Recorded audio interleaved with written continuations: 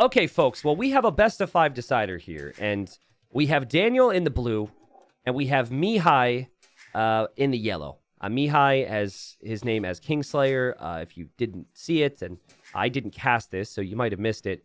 Mihai lost his king to someone's castle in a Regicide Fortress game in the group stage.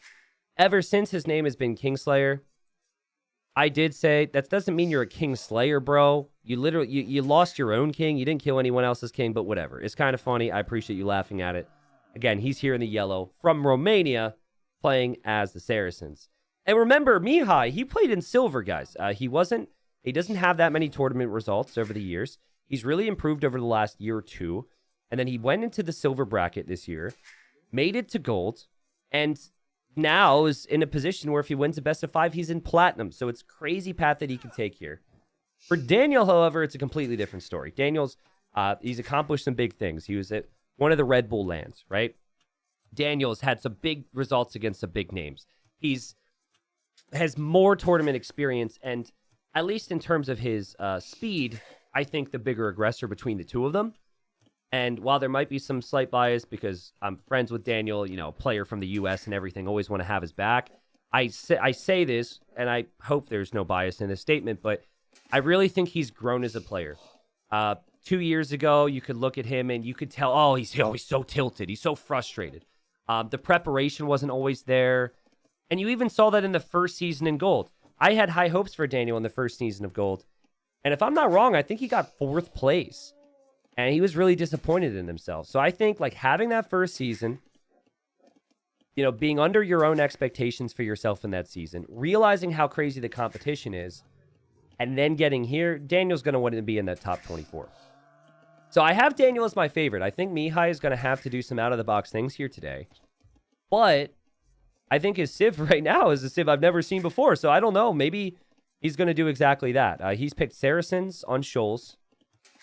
And Daniel's gone for the Italians, which has the best win rate on Shoals, at least in Platinum League. We've seen competitive feudal play on the water with the Italians. We've also seen Fast Castle be an option for the Italians. So we'll see. Is Daniel's name actually Daniel? It is actually Daniel. And Daniel, where are you going, bro? Interesting. Daniel choosing to dock far away from his sea tower. Okay, so what this tells me is that he's not going Fast Castle. If he's going Fast Castle and he's not docking somewhere where his sea tower protects his fish, then it's questionable. But I assume he's going to go for a second dock in Feudal Age, and he's happy to take the fish here in Dark Age, and then we'll relocate his fish next to his second dock, which will be underneath the sea tower. I think this makes a lot of sense if you go for the second dock. If you don't go for the second dock, though, I'm going to be questioning it greatly.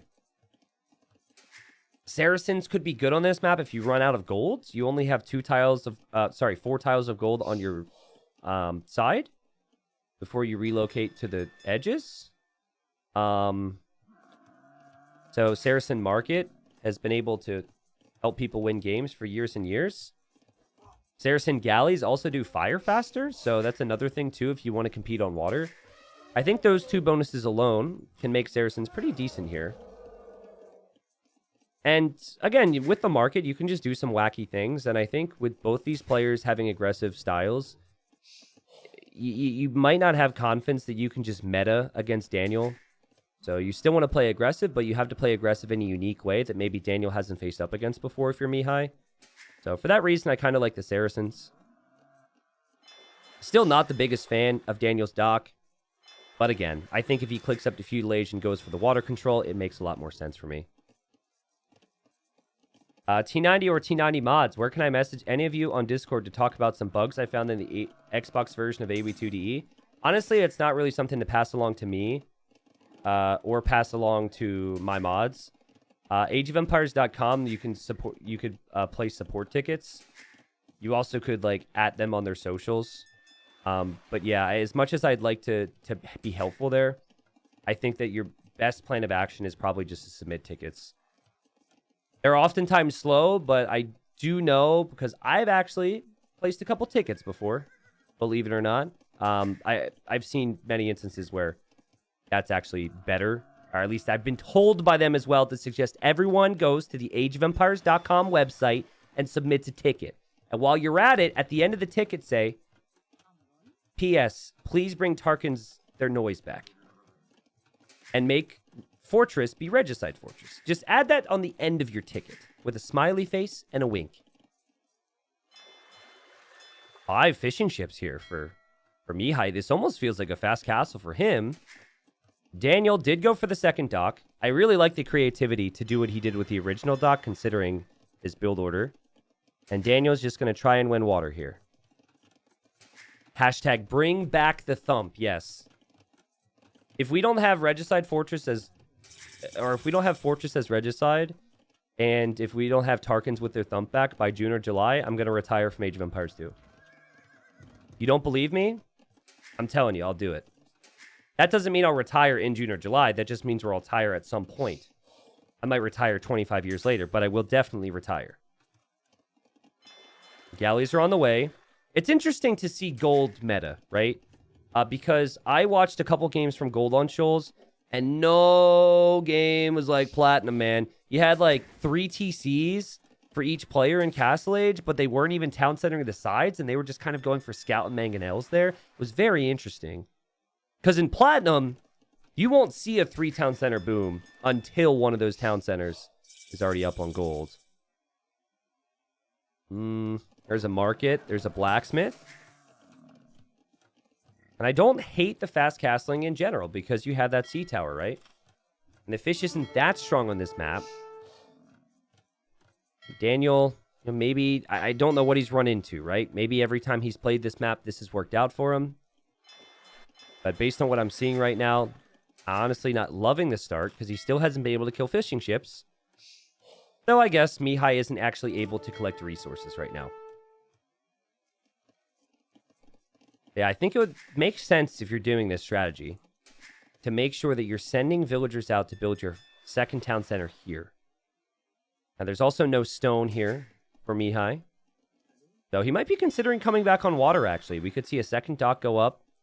He could go for the War Galley upgrade and try and move out and kill the galleys. Look at Daniel just sit here. Daniel's like, if you're going to fish, you're going to fish underneath one of my galleys. I will find you. And the sea tower also can't see anything, which is kind of funny. Now Daniel's double checking, doesn't see anything. He could see the fishing ships are there. He got vision because the tower had fired at him. Meanwhile, we've got a stable for Daniel. He is going to be very safe at home. We should say that, right? I did wall out this 2-tile gold, but that's pretty common.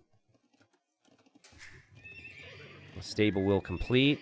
And I think there's a world where yellow's currently concerned. Mihai's probably like, is he up to Castle Age already? But honestly, like, Daniel's had water control, didn't add more fishing ships. He only made 2 galleys. I can't really say I'm in love with Daniel's position. I feel like he could have accomplished a lot more with this position.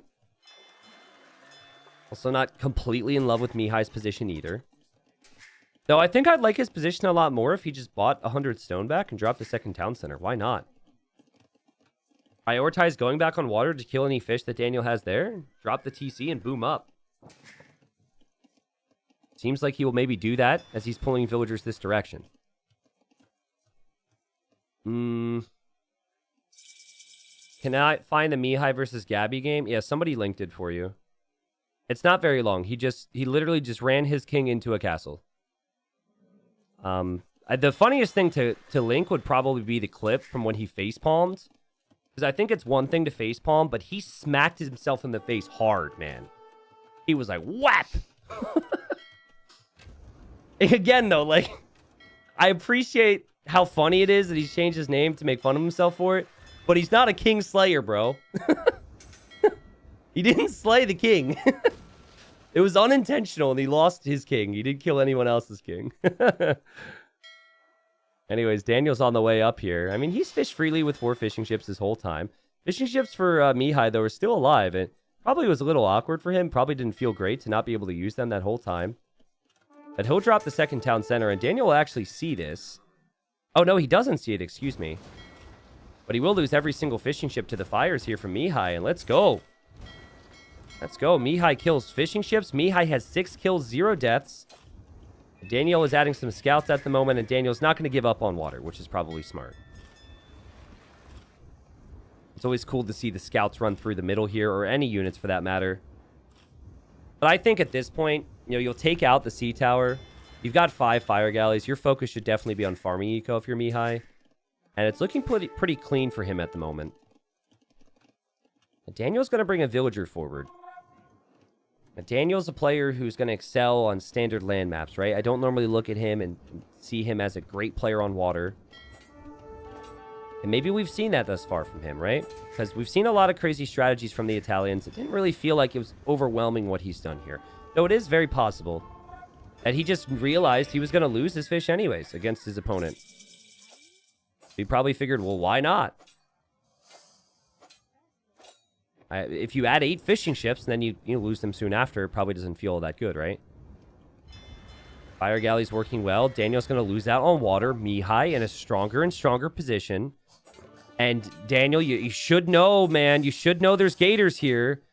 This is a part of the map. There's always 4 gators on each side, and Daniel tries to kill the gators and kills the gators, but the lady dies.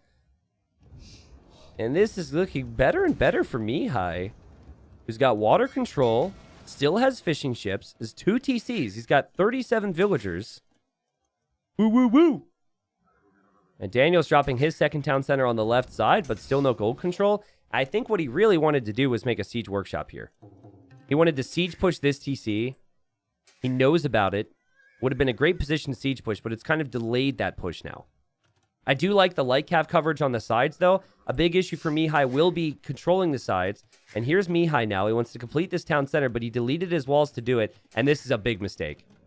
You've got no vision on the area, Mihai. You're in a perfect position to snowball the victory. This is a horrible mistake from him. And he's just going to sacrifice them all to the light cav. I mean, maybe you have to do it. But wonderful play from Daniel. His map control is paying off. And on the other side, too, he kills another villager. So I think the initial strategy from Mihai was great, but he was a little greedy here, and he wanted to TC up on the stone, and that's disastrous. His whole all of his advantage has pretty much disappeared now, and he's going to be siege pushed on this side. You would think so anyways. We'll see. Daniel adding TC number 3 at home. And Daniel also is denying TC number 3 from the Kingslayer, which, man, I guess I'm going to call him that now. For whatever reason, even if I know who a player is, if I'm seeing a different name on screen, my caster instincts make me want to say that name. Oh, man, fire ship from Daniel. Also going to find the fishing ships, too. Oh, this is crazy value from Daniel from the light cav and the fires. I mean, I would just go in after the fish there, right? You're not going to have another dock up for some time here if you're Daniel, but he did still kill one. A couple spearmen coming over, 2 monks coming over as well. Daniel will see that. And Daniel will realize that TC will have to complete. And yeah, fishing ships are important. But it doesn't seem like that's going to be the biggest talking point in this game. Daniel's still microing this fire ship. And he'll patrol the left side. And he's going to have a push coming on the right side. I'm sure you guys have noticed this, but both players have been using the market. But especially the Kingslayer. Good work there to defend his fishing ships, though. I think if this TC is in a safe location, Mihai would probably have a 10 villager lead right now. And I think other aspects of this game get easier for him as well, right? If you don't lose those villagers, you might have more farms placed, for example. You might have more army on the field. You're just distracted by that. Daniel snipes a monk trying to get that relic there. Daniel is crazy with his aggression right now. And he also killed yet another villager over here. I mean, Mihai's only just trying to build an outpost, guys. Now there will be siege on that town center. He still has had big problems with map control. And he'll go for his own siege workshop here. And Mihai cannot be happy with how the last couple of minutes has gone. It's not the type of aggression that Daniel normally goes for. Also, did Daniel lose his villagery here or something? I'm not too sure, but Daniel's normally a crossbow player. Loves his crossbows and his mangonels and his early ballistics upgrade. But he can always get into those archers later on if he wants to. And Daniel's going to try and come back on water here too. That could be valuable later on. Just trying to mix up all the different things he could go for here while still keeping a close eye on this push. Mihai's mainly booming. He is going to make a knight. And the knight could work out perfectly here. I think the issue for Daniel is you don't want to show your opponent you're building the monastery. Because they know you don't have a monk yet. Normally, there's always a monk waiting back here, and they're kind of frightened to push you. So Mihai should easily be able to clear this up. And maybe the push won't continue from here. It doesn't look like Daniel is necessarily committed to this in the long term. I say that because he didn't even have a second Mangonel on the way, but didn't exactly have it all together there, Daniel. That villager will die. 16 to 16 KD right now. And now we have fire ships moving in. Again, I'm not really in love with the timing on this, but I do love this from Daniel. I love how he's continually focused on this side. You know, as I say that, he's actually leaving, but it feels like patrolling here would be huge for him. He doesn't even need to pay attention to it all that much. Because he still has vision and control on this side, and he's got vision and control on the other side. Still making fires, by the way, and will kill this villager. Just such a great job. You remember I mentioned I watched games in gold? It is interesting how in plat, like, players just never go 3 TCs without gold control. And that's exactly what we've seen here. It's like a completely different world. I'm sure they've watched some of the Platinum games, but it's still astounding to me that both players have played this as they have right now. It feels like, oh, Daniel, does he see the villagers here? Does he see the villagers? That could be more villager kills, but the villagers are making a mad dash to the side. And so that TC should complete. You ever watch a player and think, wow, they do too much? That would probably be Daniel sometimes. Dude, all you'd have to do is keep the light cab on patrol there. You didn't need to move them around. Just keep them back and forth there. And then if you see they're attacking something, sure, do something about it. It was only 2 light cab in the end. There is a knight on the way here from Mihai, so it's not that big a deal, I guess. But Daniel now wants to drop a castle on this side, and he actually has no army. And he's also losing this side as well, and things are kind of falling apart for him here. 82 villagers. He needs to get this castle up. And a similar situation now for Mihai, right? If you're Mihai, you've just controlled this gold. You need to make sure that your opponent doesn't get any TCs or castles up over here. You're also looking on the right side. It's all highly complicated. And he's using the market like a madman. He's going to make an outpost here as well, and he will see a castle's going up. Unfortunately for him, even if he kills some vills here, that castle will go up. And it's an invitation, in my opinion, to go directly for Imp. Imp in your own castle would be huge here. Daniel, you've got a monk here, my friend. And he's going to convert that knight. His castle will complete. Knight was deleted. Well played, Daniel. Mihai is on the way to the Imperial Age. Daniel, 3 TCs, just now got access to gold. He's going to drop another castle? What? Well, that makes things interesting. Because any castle that Mihai's going to place is going to have to be back here now. And Mihai actually can't mine any of the gold. Because if it was just one castle, he could still mine the gold. Daniel also could maybe pressure this gold a little bit. What is this, man? Spearman inside of a ram? Okay. Daniel also is going to try and rush Imp. He's selling food. He's selling wood. And now he's going to be an Imp. And the Imp time will be really strong for Mihai. But Mihai won't have a castle yet. Not to mention these villagers can't easily take gold. T90, can you please tell devs to upload this map to ranked AW2 DE, please? I love the competition map. Man, if I only had as much power as you guys thought I had. I love you guys to death. I do pass along a lot of things. But believe me when I say, more things that I suggest are ignored than added to the game. From passing along Xbox patch bugs to the map pool. I try my best. I don't have that much power, man. I don't have that much power. It is a really cool map, though. I like this map a lot. It's very Gold Rush-esque. And maybe they will. Maybe they will add it at some point.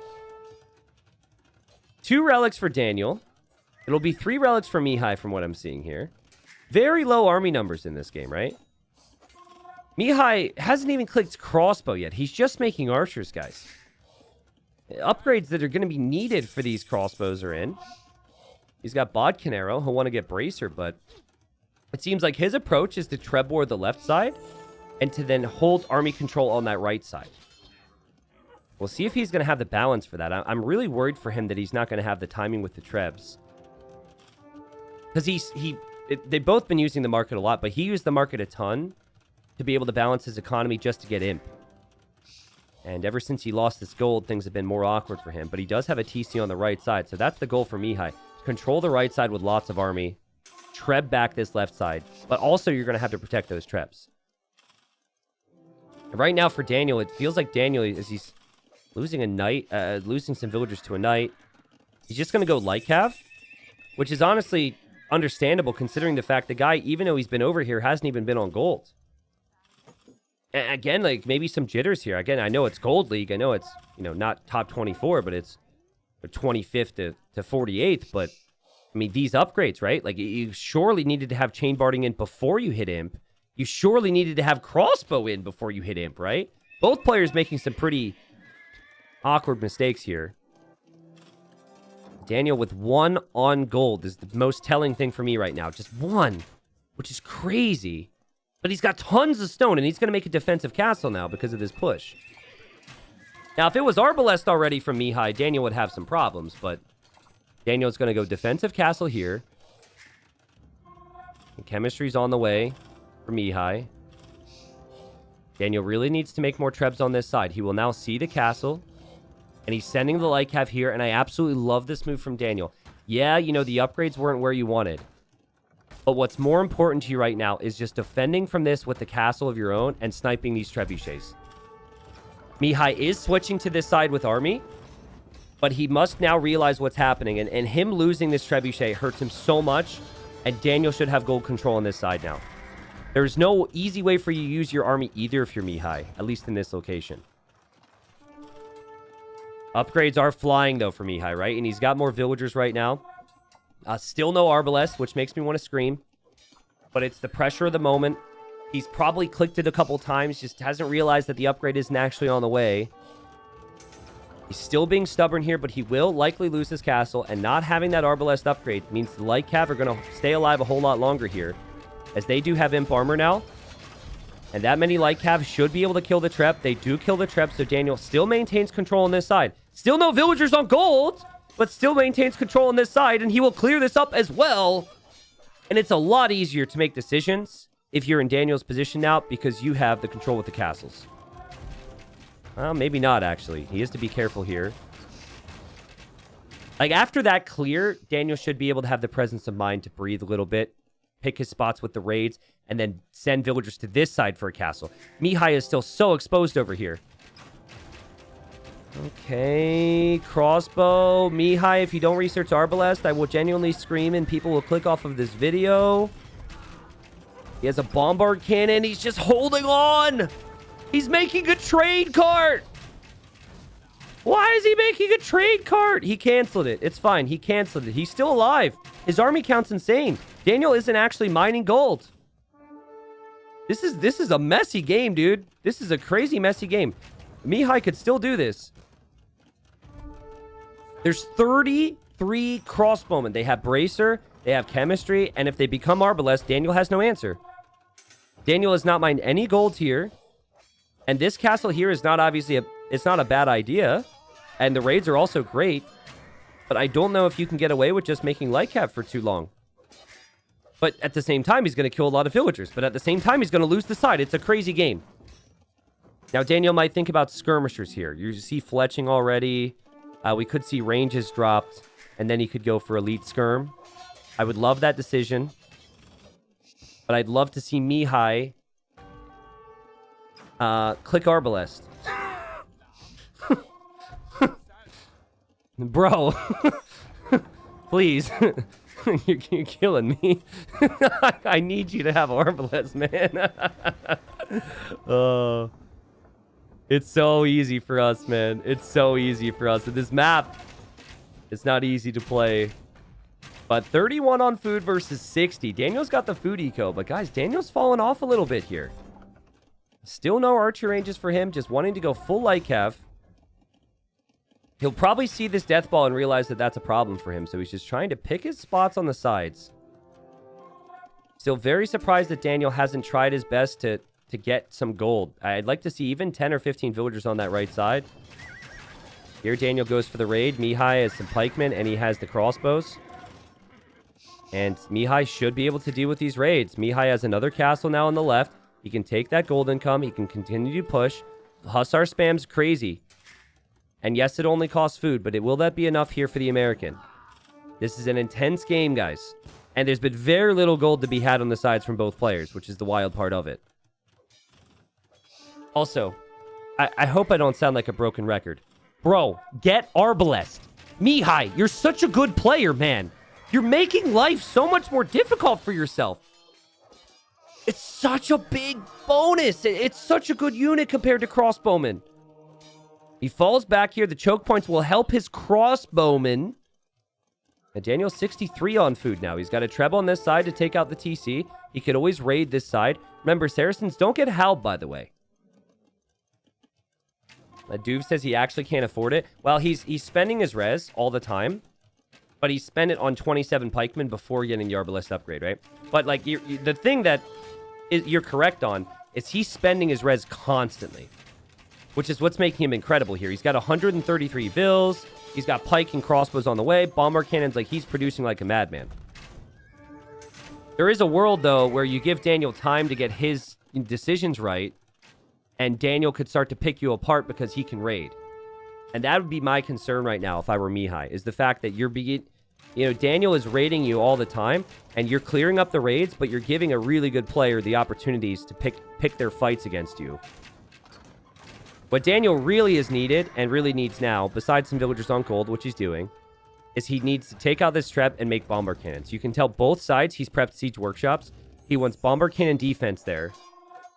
And just, like, look at the army, right? If you're not able to push, there's Arbalest now. If you're not able to push constantly, players that are in Daniel's position are going to run circles around you. So I think it becomes super important in this moment that Mihai pushes this right-hand side. Because Daniel will have no gold then. Push Daniel off this right-hand side, and you're good. And Daniel also knows skirms. He's getting ballistics, so I think he's thinking about it. These Hussars might run directly into Mihai's eco. Looks like they're going to. These Hussars are backing up. Daniel's making bombard cannons, apparently. But he's going to lose this Treb. However, he has pulled Arbalest and Pikemen out of position. So while he loses the Treb, he could snipe a couple bombard cannons, possibly. He's got tons of Hussars, Daniel. This is crazy Hussar production. But he needs to take out the siege on this side. And here he goes for another raid. Here are the Arbs. Daniel's still waiting on that side. Hasn't had to do anything yet. He's getting more and more raids in with the Hussars. He's killed 50 villagers in this game, Daniel. And now, oh man, this is so good. This is so good because Mihai's got units everywhere. He's reacting constantly. And he takes out the castle, but he's going to lose the bombard cannons here. Mihai trying to run. Bombard cannons very slow, of course. We all know this. And then the Arbalest run into a castle. And oh no, Daniel... He's been able to hold on, guys. He's been able to hold on and just raid non-stop, and he was never really pushed here. 60 on food, still 0 on gold. I imagine he's going to mine the gold after he makes that castle, but Mihai's struggling. Going pikeman never feels that great against Hussar, unless you're maybe Vikings, right? Vikings having chieftains, which gives them a bonus, but... The Saracens have so many great options with gold. The Arbalest being the main one. Camels. So many things that can counter the Hussar. But you see the problem here for Mihai. I think Daniel's just outclassed him here. I mean, Daniel, I think, lucked out in many aspects. The Mihai didn't push. But I think it's the nerves, right? You see this? Like running back now because you're starting to lose the side. It's the nerves of the situation. It's not necessarily the nerves now. It was the nerves before. Of not having the presence of mind to push and being far too reactive. Daniel's just been in more tournaments, been in more big situations, which certainly adds to that stress.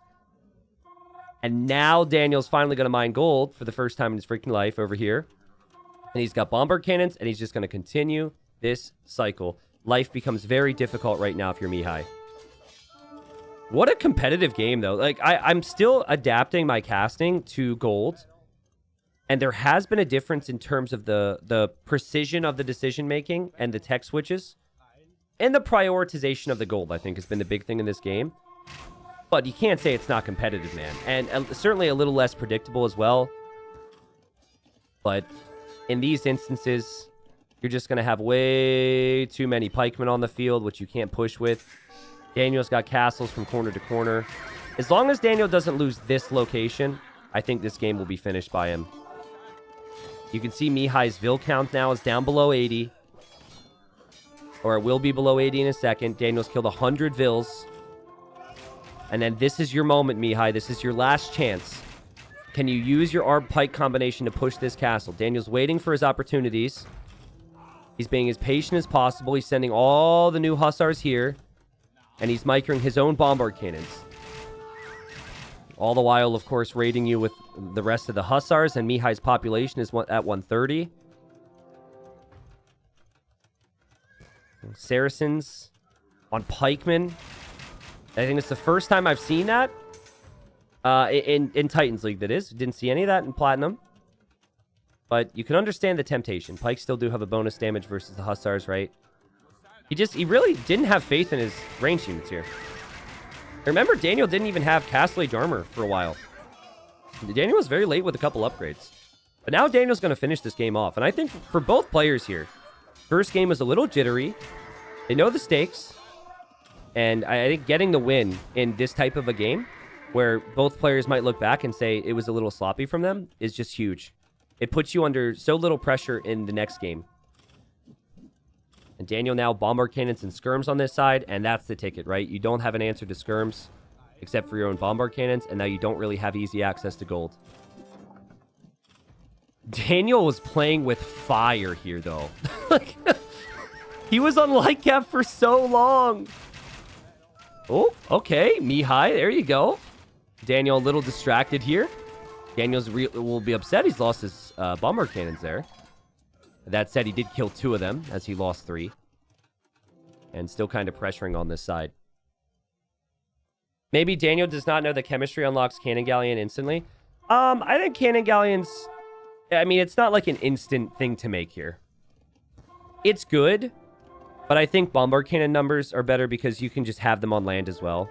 But yeah, I mean, certainly 1 or 2 Cannon Galleons doesn't hurt. And you could argue it's harder for your opponent to contest it. So it's a good thought. We now have Pavise for Daniel. Not necessarily benefiting from the upgrade, but Daniel will have both side gold control. He's at 190 pop.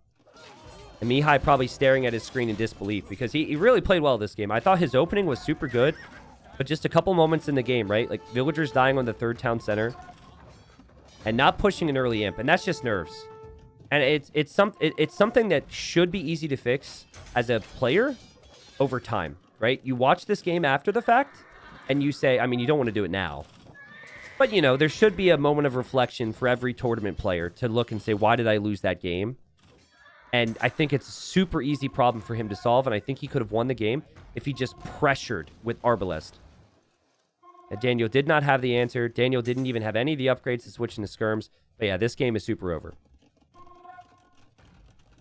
And we are behind live time. And I'm going to fix this for the next game, so this isn't happening. But yeah, GG's called. It will speed up at times near the end. And Daniel gets the first victory. So again, in a nervy series, a nervy start to the series anyways.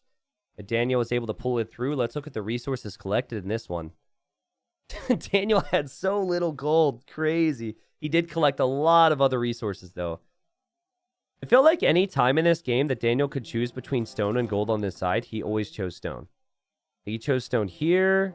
He chose stone here. Pretty sure there was also a stone here. Like, it was just stone, stone, stone from him. And, I mean, obviously, it resulted in a lot of castles, which was good for the late game control. But it definitely felt like there were some instances where he could have maybe had 5, maybe even 10 units on gold that would have eased his way into the rest of the game. Again, we're not trying to be overly critical here, but I think what decided the game was the openings to imp and just the fact that it was light cav. Like, at what point in the game did he end up actually getting Arbalest in this game, Mihai? He got Arbalest. Where's the tech?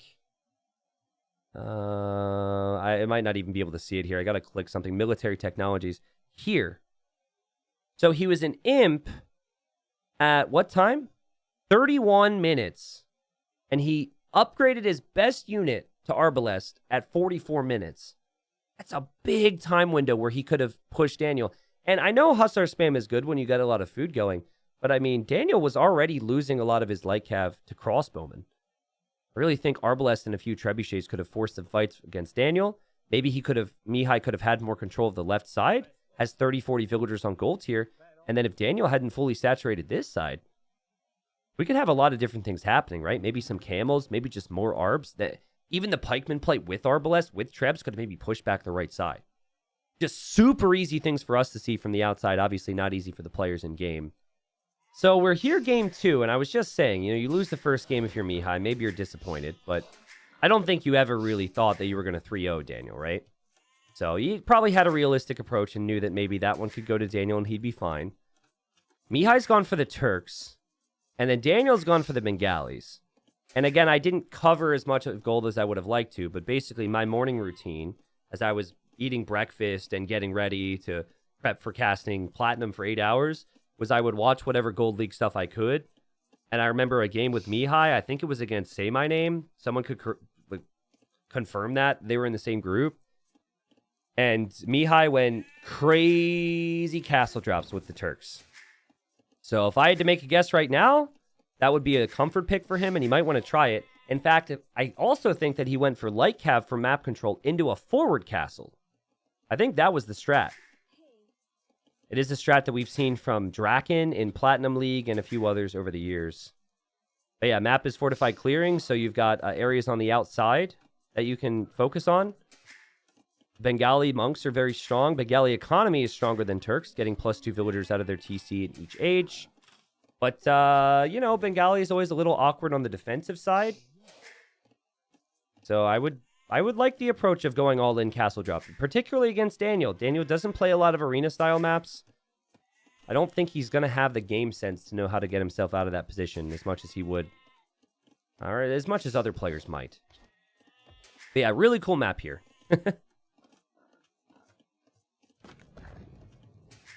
Palisade wall. Did he have a tree there? Did anyone see? I don't know. Anyways, I'm going to take my time here. I'm just sipping my drink. And trying to chill out today, chill out tomorrow. I'll enjoy these casts, obviously. Super pumped for these players. But gonna be as relaxed as possible so I don't lose my voice by Sunday. I will be hype when hype is required, but this is not a time where you really need to hype anything. But yeah, so the strategy works really well. If you get the castle up on the front here, I know players are able to run, but they've already set up buildings and their economy in their main eco anyways. It's not like they're building their monastery back here expecting castle on their face. Because that would just make things way more difficult for them to compete for relics. That said, it could be pretty nice if you scouted this. 4 relics in the north. Ooh, also, and this can happen with this map gen. So it's supposed to be 2 relics on one side and 2 relics on the other. That's not the case. We have 4 relics in the north. And then usually it's 1 gold and 1 stone on each side, but that's not the case. We have 2 golds in the south and 2 stones in the north. And both players have actually scouted the south so far. And Daniel scouted that Mihai has already walled. Isn't playing Daniel BF against / with Viper, ? Are you asking if Daniel has played Black Forest before? Yeah, I'm sure he has.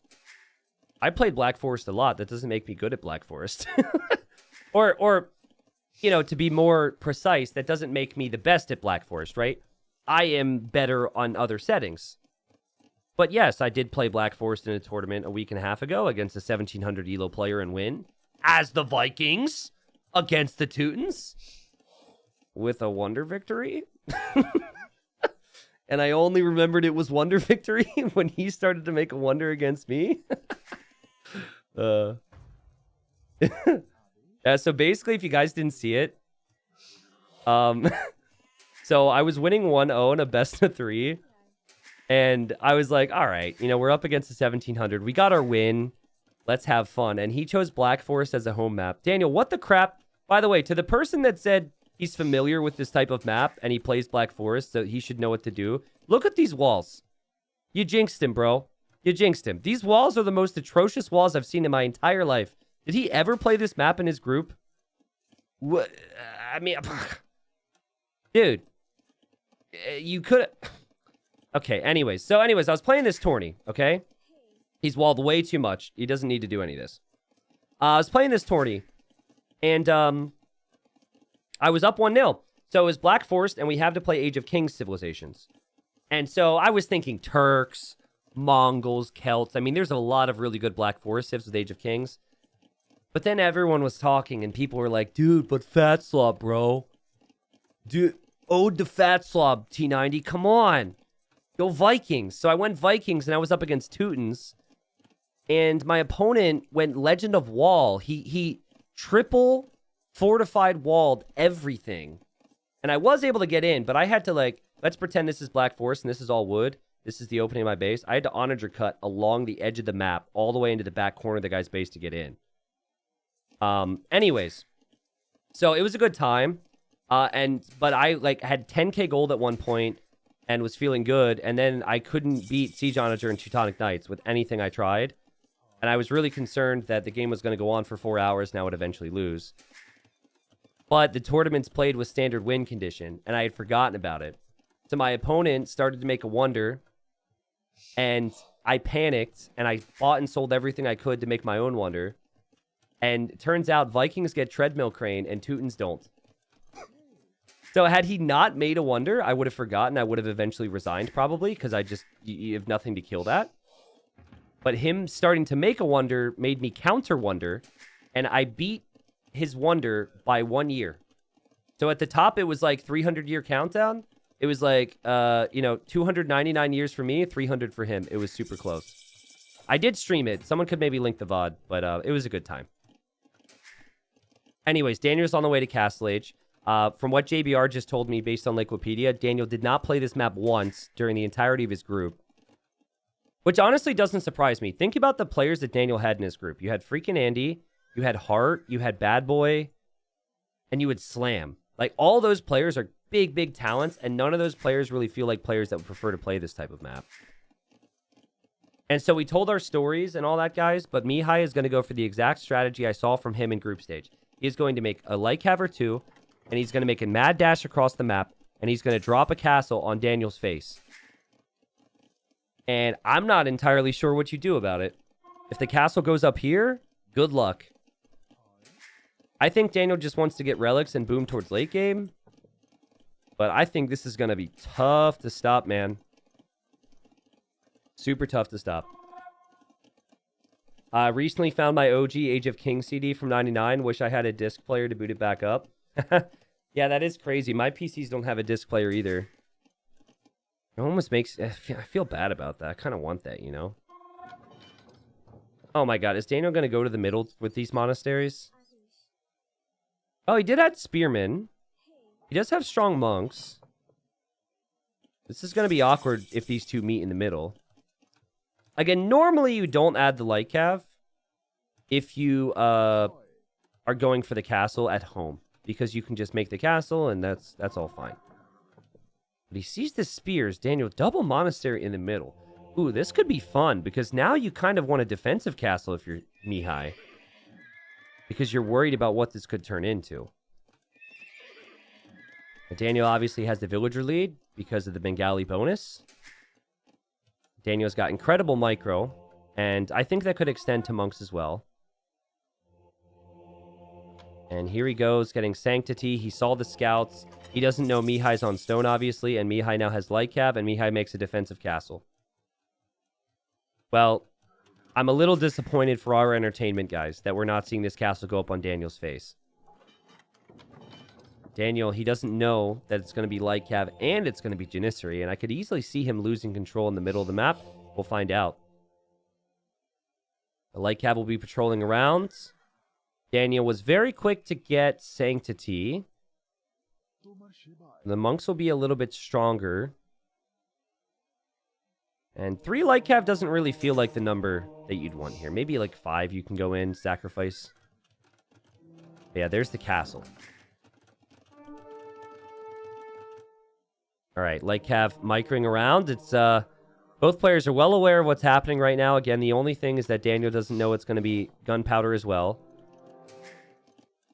And right now, I'm preferring Daniel's position because we're not seeing many more light cav. Typically, what you go for, like that, when you make light cav and you try and go for the castle, it's expensive. So you can't afford to do a lot of light cav. You can't afford a lot of eco upgrades. It's just, you're kind of at the limit, I guess. And so it's just going to take time for this to pay off. I guess the bright side, though, I mean, you could eventually clear all this. It's not like Daniel's relics are going to be far away from you. If you kill everything in the middle, those relics are yours. This is the final series of the day.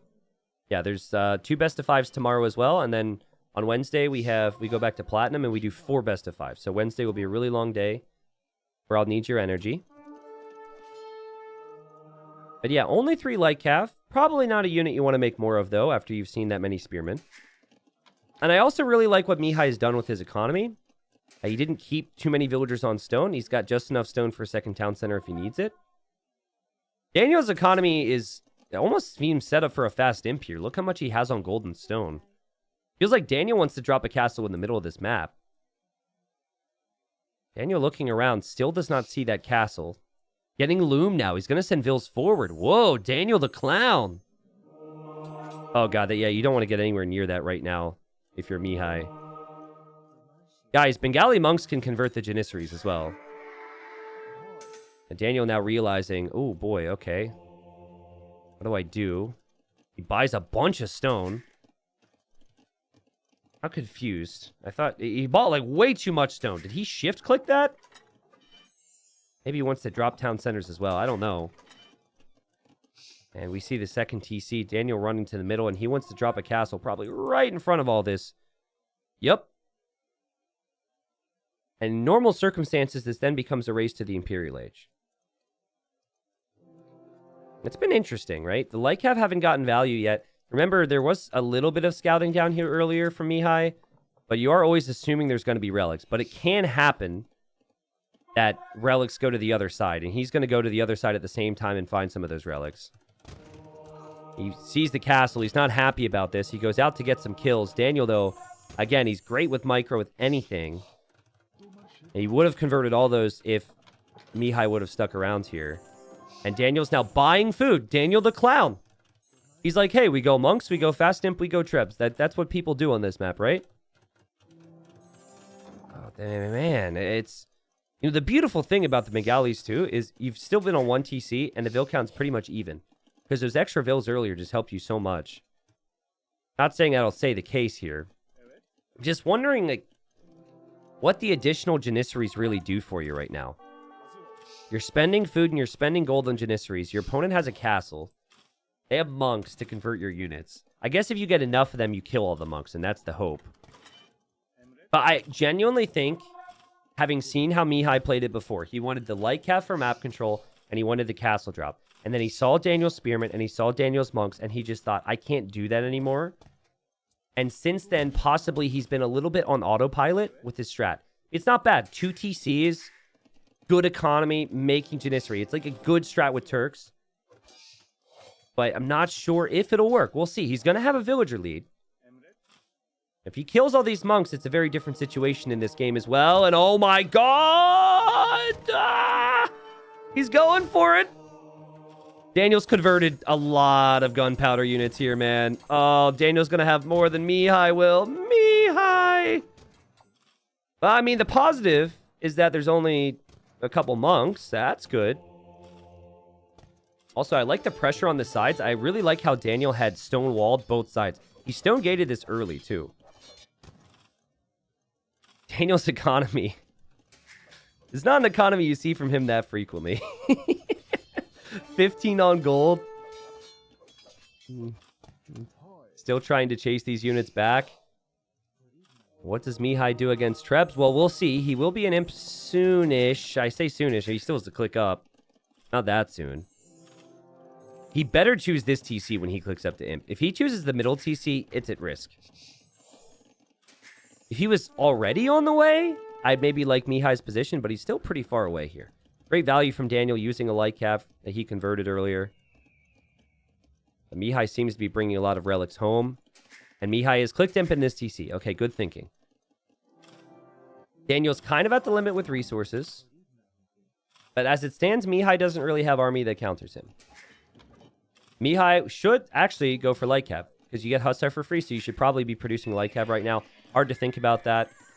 Is doing so, even adding a third town center. Daniel is an imp, immediately produces a treb.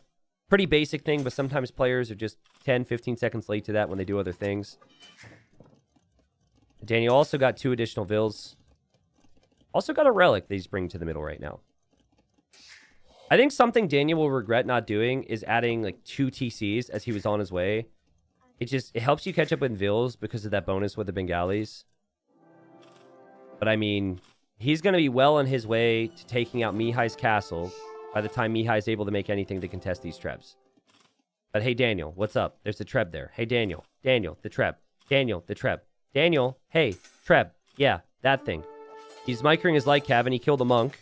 And he's going to kill a villager. Not bad, but treb. Again, you talk about wasted time. You talk about things like that. By the way, Daniel doesn't have a lot of food eco. Mihai still can make light cav and gets the Hussar upgrade for free. Mihai can also still repair his castle to buy time.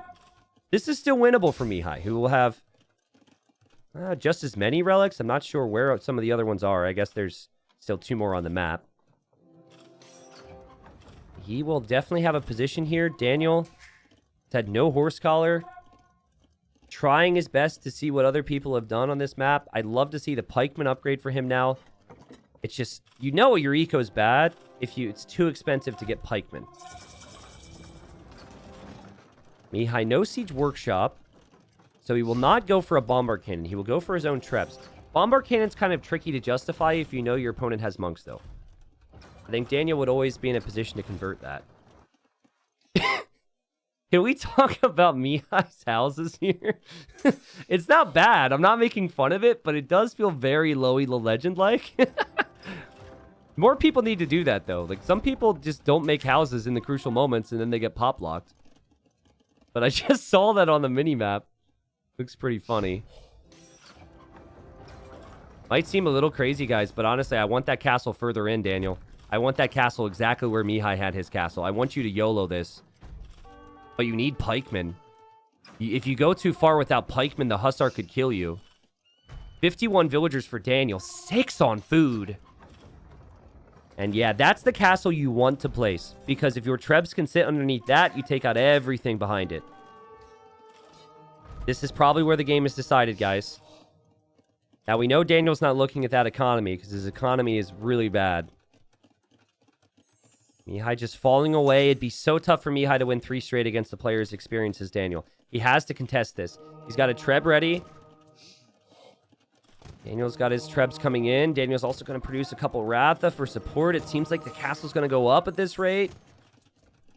We do have a bombard cannon. We could have another treb, but Mihai didn't engage there.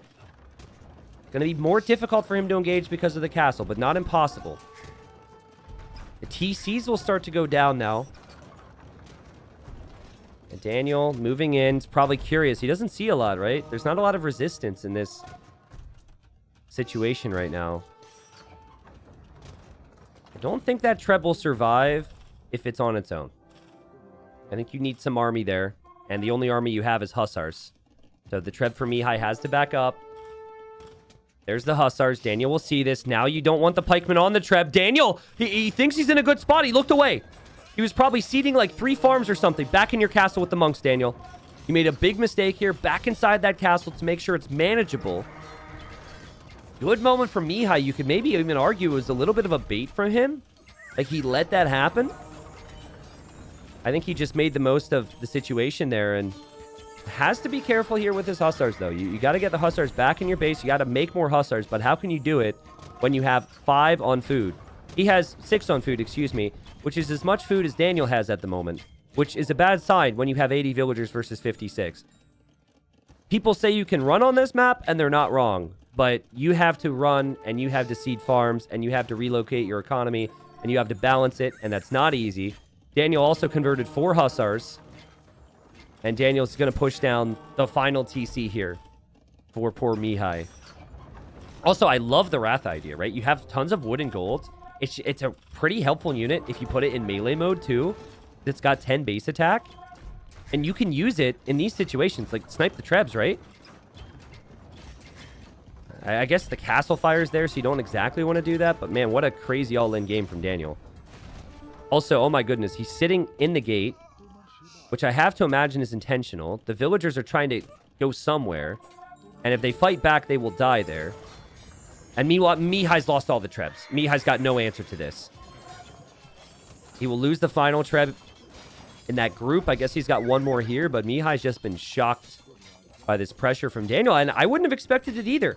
I fully expected Daniel to just sit back, let the castle come up on his face, and get rolled. Because the strategy has worked so well for so many people going all in with Turks. But Daniel played beastly here. He played like an experienced arena player with all these monks. He was vulnerable at times. It was really all in. Daniel created 24 monks in that game, and Mihai, I think he just didn't really know what to do when he saw the monasteries in the middle. Again, the downside of the strategy is if you try and go light cav and castle drop, you don't have the food to make many light cav. So funnily enough, I think if Mihai was just planning on light cav and booming, he would have had the position, guys, to go for 8, 10 light cav and kill all those monks and spears. Daniel couldn't get pikemen then. But the fact that he dropped the castle as well and his whole build was designed to make gunpowder actually hurt him. I don't know, maybe you make one unit and you say, hey, you know what? I'm going to spend my food on light cav now. Clear up the map. If you clear up the map, his economy would have been great. I think in Mihai's mind, because of what he's done and what many people have done, is he went for a castle. So I've got to continue, since I've gone for this build order, to make units out of this castle. But no, I think he needed to engage against the monks in the middle before that castle ever went up. It seemed possible. It seemed awkward, but it seemed possible. Daniel got all the positions right here and really good constant pressure. There was no hesitation from Daniel with the push, which was the most important thing. Because eventually, Hussars can kill you there. But if you're constantly in their face, you're going to be able to get the job done. Daniel with 10,000 gold against Turks, who have a gold mining bonus. And more stone collected as well. And now Daniel is up 2-0. He needs one win from the next 3 games, and Daniel's moving to plat at top 24 in the world. Potentially a lot of camels in this one, guys. We've got Gurjaras for Mihai down in the south. We were just saying that, you know, even though the score's 2-0, Mihai showed promise. He's had the lead in some way, shape, or form in every single game. I think game 1 is the big thing he's going to look back on and regret. Because game 1, he had a stronger position. But we've got an Indian civil war. And I feel like Hindustanis are a little bit stronger in this civil war. But Gurjaras have some beautiful openings. And I think a potential time window in early Castle Age. I think if this game gets to like 3 or 4 town centers and a lot of economy and booming, then I think that's where the Hindustanis become a little bit stronger. And I really wonder, like, what do you do if Imperial Camel is out and you're the Gurjaras? Probably Chakram's right. But, you know, maybe you go for Frontier Guards or Frontier something, or always forget the name of the technology, and you go for a lot of extra armor on your camels. But that almost feels like a must, because Hindustani camels will attack faster. You don't even have pikemen, man. Like, Hindustanis have pikes, at least. But hey, I mean, maybe this is too soon, but at least, you know, Mihai won't entertain that idea. I, again, think the game number 1, man. Mihai, you could have won that game, bro. Frustrating feeling for him, right? But again, you've got to put it out of your mind here. And Gurjaras, the thing about this map that I forgot to talk about with the Gurjaras is there's a bunch of sheep out here. And I had thought that we would see Gurjaras a lot because of it. So sadly for him, I mean, he's got sheep at home that he hasn't collected yet. But he went to the middle to get the extra sheep, which makes sense. He might not get that many extra sheep, but it's a good map for the Gurjaras. If you can get 1 mill filled with sheep, you're going to be feeling pretty good about yourself. Okay, so it is Frontier Guards. I don't know why I always think it's Frontier something else. No, neither Civ gets Arbalest. Neither Civ gets Halberdier.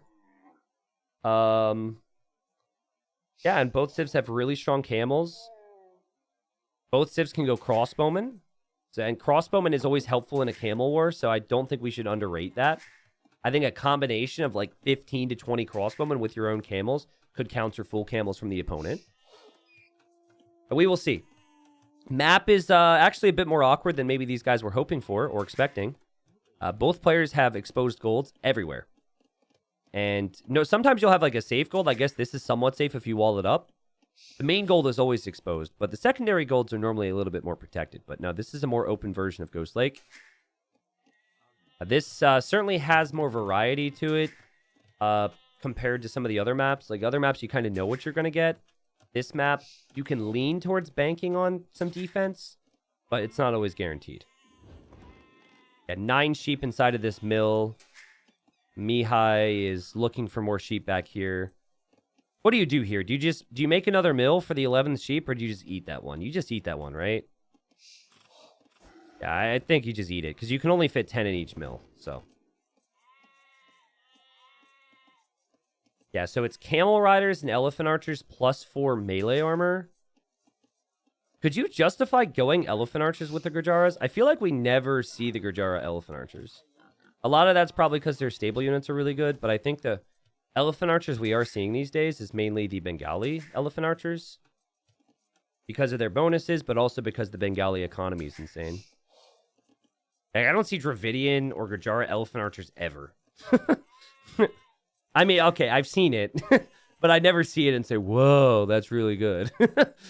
I'm like, whoa, the guy who lost that must feel really bad about themselves right now. Yeah, he's just going to eat that sheep. All the other sheep get to hang out inside the mill for life, but this guy gets eaten. Sad times. I'm not convinced that Ghoulims would actually be that good against Elite Elephant Archer. Because Elite Elephant Archer does 11 damage, so they're doing 3 damage. The Ghoulims would take 3 damage a hit. And the Ghoulims have 65 HP, right? Or is it 80? I forget what the Elite Ghoulims is. I mean, Ghoulims would probably win just because of the mobility. I think you need a lot more mobility on this map than people seem to realize. There's so many areas to fight for control for relics and additional golds. But I think if it was Arena, and here comes Daniel with a Drush. But if it was Arena, I really feel as though you could go Elephant Archers as, let's say, Bengalis versus the Hindustanis. Now, Mihai, he didn't scout any of this. He scouted sheep, he scouted his base, and he's building up towards archers. He does not know the militia are coming. Daniel also hasn't located the berries yet. So Daniel might miss that, and that would be a really nice area to pressure here. So scouting was late for both of them, and Daniel's going to click up to feudal age behind this. So this is a 3 militia into archer builds. And oh man, the lack of scouting hurting Daniel here. But it also could hurt Mihai a little bit. And this is a fast uptime for him too. Like, he's really going up fast for archers. If Daniel knew the mill was there, I'm sure he would have taken it, but he just wants Vil kills here, and this could always turn into man-at-arms for him later as well. Hasn't gone to gold yet. Sees the villagers on gold. Mihai, this is your time to show your quick walling skills. And these 2 villagers run. There were no palisade walls, though. This is a big issue. I think you have to bring your camel scout home right now. You have to bring everything you can home to try and save your vills. And honestly, if you lose 1 vill, I'm actually kind of okay with it. Considering the circumstances, it could easily be 2. Daniel with some patience here, right? It didn't lose any HP on his scout, or really his militia. This is beautiful micro from Daniel. And again, I talked about the strength of these 2 players. Daniel is a player who is very strong on open maps, as is Mihai. And I think Daniel is just 1 step up on open map meta. Mihai has made a 2nd spearman here against militia, which doesn't feel too strong. And you know what hurts here is that he can't get his 2nd archer on the way yet. And watch this build from Daniel. He's like, oh, yeah, I'm just drushing you, man. It's not that big a deal. It's not that big a deal. Daniel, click man-at-arms. All right, I was going to make you look good, but that's fine. I was going to say you could go man-at-arms, and he could be pouncing on these villagers and killing them. But he's going to go double range behind this. Still just keeping Mihai off of that gold. And look at the creation time from this range. The worst possible thing when you go 1 range opening, because you need that range to be producing. And Daniel dives in for the archer now, trying to kill that. Still very patient, very annoying, just aggressive all the time. It's just the same 4 units. And I think Daniel's like, can I be in platinum yet? Like, come on, man. I deserve this. Let's finish this game fast. Could be walling behind all this, by the way. Just choosing to be aggressive all the time. Doinks the archer down, and woof. What a rough start. Also, what happened to Mihai's scout? Oh, it died over here. But again, I just to show this range, it's been producing 20% of the time and dropping. He's got 0 ranged units. He has 0 scouting on what Daniel's doing. And Daniel collectively has been at 66%. Granted, the ranges are fresher, but he's producing out of both of them right now, and he's going to push forward to get kills. Oh my god, don't tell me another villager dies here because of this. And Daniel's keeping the scout alive as well! What a nerd! That is just a high quality drush, right? Like, the value that Daniel's gotten from all this is incredible. And I would have got man-at-arms, and I wouldn't have killed that many vills. That's the sad thing. I get man-at-arms. I don't get the eco upgrades, which is what Daniel opted for. I maybe kill one vill instead of... Actually, he only killed one. Okay, whatever. I don't kill a vill, because that's my life. And then I don't have all this follow-up. Like, he is so good. And I don't think it's over necessarily. Mihai can absolutely come back, but the key here is that he can somehow stop the army. And it's important that he's gone for these tiny little palisades, because had he not, this would be over. It still could be. Oh, God, there's still a whole disaster! GG! It was a run and a half from Mihai, though, right? It was an incredible job from him to get here. He came up from silver, made it to the playoffs. So he had a solid showing in the Gold League, but, dude, I don't even know what this is right now. Mihai, I think, feels outclassed. Maybe trying to hide those villagers. But yeah, this wall's been kept open. That's going to be a villager down. And Daniel's just going to do his thing behind all this. Play on, obviously, Mihai. Play on. Get your skirms and archers out. Hope you can stabilize. Show the people what you're made of. Hope that all the sheep inside of your mill are going to help you recover and get to Castle Age faster. Daniel, he's got an insane value from his scout and those militia. Still, we're going to see the militia get yet another villager kill here. His scout did end up going down, obviously. He's got more army following up here. And Daniel's looked clean and crisp, and he's looked like the player that I expected in the first season of Gold. I was like, you know what, Daniel? He's going immediately to Platinum for Season 2. And it didn't happen. And I really think, like, as frustrating as those types of situations can be for players, and as defeating as even relegation can be, I think some players need that little wake-up call. The players who have the talent, have the name, and then, you know, they come in and they're like, shoot, I wasn't prepared enough, or maybe I underestimated my opponents. I know consistency has been a big thing for Daniel. He said recently he was disappointed with his consistency on Twitter. It was a little frowny-faced tweet. It was serious. It was really sad. And then it was funny because Dogao responded and said, don't worry, it can get worse. Dogao is also in gold. Dogao will also be joining Daniel in platinum. Obviously, you know, people gave him words of encouragement as well. But, you know, he really wants to... He has all this skill. And he wants to be able to use it consistently. I just love Dogao for that response. And I've been waiting for the opportunity to bring it up. I guess Daniel could be saying the same thing to Mihai right now. Like, don't worry, I can make this worse. Because he's killed 5 villagers as I've been talking. And still only 8 on food. Daniel finds the weak vill. He's checking the HP on the woodline. Daniel is a top-tier talent, guys. In case you didn't know that, Daniel is a top-tier talent. God, some of this stuff is just incredible. Just, like, make it stop. He's already dead. Like, let the archers die. Don't run away. That's cheating. And micro here as well. Like, oh, he's just flexing on the guy right now. Disgusting. So good. Look, okay, well, here he's going to lose his archers, but... Anyways, with 7 villagers killed in Feudal Age, it does feel like this game is most likely over, and Mihai will get swept. Daniel will be clicking up to Castle Age much faster. He's going to find another villager kill there that makes it 8. And the game, you can't really judge Mihai for what has happened over the last 2 to 3 minutes, because it already was bad. This game snowballs on you really hard, right? So he had already lost 3 or 4 villagers. He already let the army in. At that point, there should be no coming back against a player like Daniel, who's going to take advantage of those openings. The beautiful build from Daniel. And actually, he kind of took advantage of the fact that players don't scout a lot with the Gurjaras because they collect all their sheep and they push in their deer. And then players also just assume a lot on Ghost Lake because people just think that this is going to be a map where you just wall up and head towards Castle Age. So had there been walls from Mihai, obviously, you know, maybe it goes differently. But when we saw the map gen, we realized the situation. And Daniel continues to micro, is up against archers and skirms, so could be Mihai here. And I don't think Daniel's really a type of forward siege guy. I think that he would more so add ballistics, but he's going to add a scout here, it looks like. Snipes another archer. And at the very least, that one scout here is going to help against these skirms. And then he can still upgrade to crossbow and do all the things he's been doing in feudal. He's just going to get so much worse for Mihai because they'll be crossbowmen. Now there's the scout. Daniel's dodging so many of these shots, man. Boom. Gets in close because the skirms have minimum range. Boom. Goodbye, skirmisher. You're not going to get one more kill from me. Might see the GG for the Kingslayer here in a second. His way back would be full Stonewall and hope he could mass a crap ton of army and Daniel would make mistakes, I think. But does Daniel look like he's going to make mistakes? No. Daniel looks like he's going to be making it to Gold League.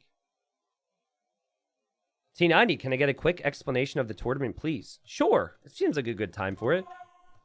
It's a 3-tiered league system. And every season, you have 24 players in each league. Well, okay. Sorry, it's a 2-tier league system, I should say. So you have the top league, which is Platinum League. That's the top 24 in the world. There's 4 groups of 6. At the conclusion of each season, the 2 players that are in the bottom of each group get relegated and sent down to gold. And then at the end of the gold season, the top players in those groups fight for spots to fill those relegation spots. So what we're seeing here is Daniel's trying to confirm that he's top 24 in the world. This best of 5 would earn him that spot. And with this aggression and this economy, it seems like he's absolutely eased his way towards that spot. Silver League is a little different, so you could forget about that, but there are silver qualifiers to get into gold as well. That's the basic concept. So, if you're familiar with the terms, promotion, relegation, you better show up, you better play, or you could be pushed out. But the beautiful thing for Mihai, again, he was a Silver League player. Silver was in December. So Silver is always right before the season starts. He played in that. He worked his way into gold. He's not only alive for gold next season, but Mihai will be, again, I'm assuming an awful lot. Obviously, Daniel hasn't killed him yet. But, he gets some good prize pool from some good wins, some good experience, and we'll get to see him again. Remember what we said about the difference between these civs, though? The key I'd mentioned was when it's 3 town centers and booming, the Hindustanis just fly. Because their economy is just so good. Villagers are just dirt cheap, right? So it's 53 villagers versus 39. And Mihai, I think he's going to try and rush ballistics. I mean, the only way back in this type of a situation is to go army lead. But yeah, hopefully my explanation was good. We are almost finished with Titans League Season 2, so I don't know if you've seen any of it, but we've had a lot of games. We will have 2 more best of 5s tomorrow. We'll have Classic Pro and Heart, I think. That sounds right. Classic Pro and Heart, winner there, will be in Platinum League next season. Classic Pro was in Platinum League the first season, so he's looking to get back. And then, what's the other series? Margugu versus Lan. And neither of those players were ever in Platinum. Margugu's a really talented, young, motivated Frenchman. And then Lan was formerly top 10. So, back in 2020, he was top 10 in the world. Has kind of been inactive at times. But signed up in Silver. Breezed through Silver. I don't even remember if he lost a game. And then he did really well in the group stage. So he's going to be the heavy favorite against Margugu, I think. Yeah, we had some big names relegated from Platinum, didn't we? 69 Vills versus 44 now. Unfortunately, you don't really have a real killer unit right now, except maybe the Ghoulam, I guess, if you're Daniel. So he's just kind of picking this guy apart. If he had Knights, he would have switched Knights already and probably gone for the kill. But he's playing it safe. You don't want to... I know Daniel probably senses he's really far ahead, but you don't want to throw this game. So do everything that you would normally do. Get the relics. Continue to fight for army control. Maybe the one fight where Mihai could start to look really strong is coming up here in a second, because he does have ballistics, but Daniel has the crossbow numbers. And Daniel's like, I don't care about ballistics. I will out-micro ballistics. Yep, because I'm a nerd. Did it in Dark Age. Going to do it in Feudal Age too. Nerd. Not really nerding all that well, and he's missing every shot, but he continues to chase in because he has the numbers. And just applying pressure all the time. Still 30 villagers ahead behind us. Games are, for the final week, are kind of, the schedule's kind of set by us. We have, certain times and days where things need to be played. But in general, throughout the league format, it's all down to the players and their availability. The castle should go up here. Daniel could switch into Ghoulems. Ghoulems seems like a really strong unit. What is this? Another town center for Daniel, maybe? Even created a scout here, guys, to scout the rest of the map. Look at that vision. Sitting on this gold and this relic, so we can snag that. Maybe he wants a TC over here. I'm still a little confused by that. But we're going to have 3 mangonels for Daniel, and Ghoulam, which is a high pierce armor unit, which should kill the crossbowman. How much does TTL cost in total? I put everything that Microsoft's given me towards the players. In terms of my cost, I'd have to add it up. But yeah, the prize pool per season is 25k. But again, I don't use any of that 25k to cover any of my costs. I put a lot of my money in. Not a lot compared to 25k, but I I pay for some stuff, right? Oh, Mihai, this is your last moment. Let's go. Let's go. Big micro move. Show the people what you're made of. Woo! Woo! Ah. Come on, you can do it. Big highlight moment. You're out of the tournament anyways. Woo! Yeah. Daniel, that's cheating. Don't send Ghoulems in here, bro. That's cheating. You're so mean. Uh-oh. Uh-oh. Big moment. Big micro. Yeah. Boom. He's dead. It's a sad feeling because I'm sure he's known it for a while, but he's dead. Down by 50 Vils. Ghoulems will wreck everything he's got here. And Daniel will be faster to each and every decision in this game. And we'll see these crossbowmen go down. Yeah, holy TCs. TC over here. TC's over here. I mean, he's TCing golds and stones. It's not bad. I think the only reason that you consider this a flex is just because in normal games someone has map control. But I mean, there's zero map control whatsoever for Mihai. So it just makes a lot of sense here for Daniel, just to make sure that he solidifies his win here. But man, I'm really pumped. I mean, Margugu and Lan is going to be great. But Classic Pro and Heart. Classic Pro barely was relegated in the first season of Platinum. Like, he was relegated on a tie break. I think he got a win off of Viper, like 2 wins off of Viper or something in the first season. I forget. Anyways, Classic Pro is a really good player. Feels like he belongs in Platinum. Heart, he was in the top 10 in the past, a couple years ago, but he's got some great skills and is seemingly motivated. So, I mean, it'll be sad that one of those players is going to be back in gold for the next season, but it is really exciting to get to watch that series tomorrow. The Shravamsha Rider going for a bit of a raid. Okay. Daniel will be annoyed by that, but again, he's going to clear up all the crossbows. Daniel's on the way to Imp. And Mihai just doesn't want to call it out of disappointment at this point. I might even be in the same boat, right? He hasn't been killed yet, but I'm sure he knows that it's probably over. And you never want to resign early if there's ever a chance back. So Daniel's going to have to go for the killer blow first. How old is Hart? I assumed young because he's an Aftermath guy. I think he's like 25 or 26. I think he's mid-20s. I don't really know. Something like that. But yeah, Heart's really solid, man. I think Classic Pro is my favorite in that series because Heart is still pretty fresh to playing heavy tournament sets. Like, Heart is... the thing for him is, like, he'll try really hard for events, and then he steps away for a while. Classic Pro has been way more consistent. And I think that brings a lot of value. Now, they both have just played Gold League, and they both have played Incredible, but if I had to pick one, I think in terms of their skill, they're both very close, and I will give the edge to the guy who has played more tournaments over the last 2 years.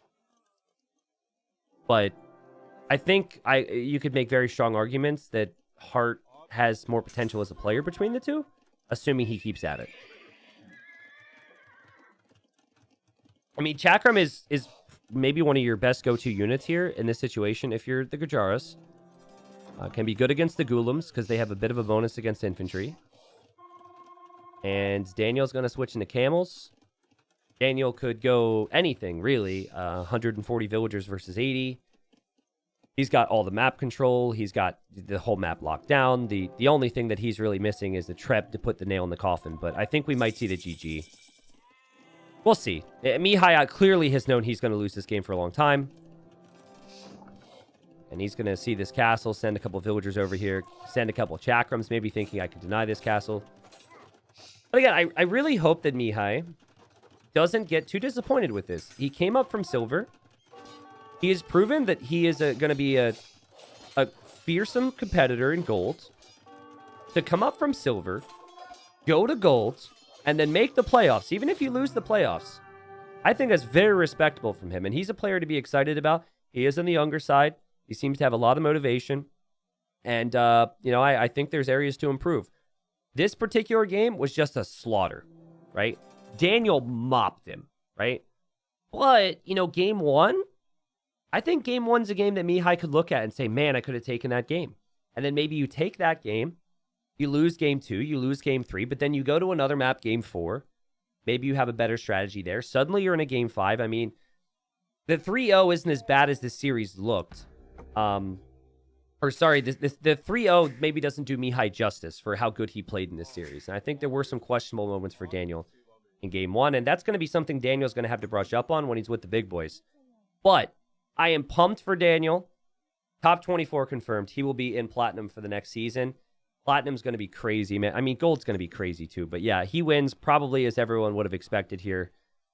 And he went from second place in his group with, I think, 10 wins or maybe 11 wins into a 3-0 here in this decider and moves on. So congratulations to him and good luck, Mihai.